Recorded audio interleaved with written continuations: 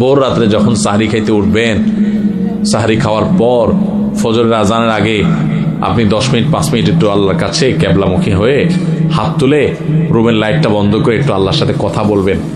মানুষের সাথে বহুত কথা বলছেন, আল্লাহর সাথে একটু কথা বলে দেখেন।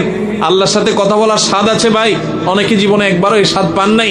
একটু কথা বলে দেখেন। ভোর রাতে সাহরি খেতে উঠলে 10টা মিনিট একটু হাত তুলে কথা বলেন। কিভাবে কথা বলবেন?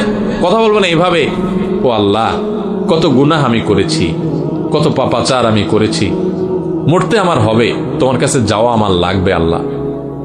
শয়তানের প্ররোচনা করেছি, এই রমজান মাস তুমি কত মানুষকে মাফ করে দাও।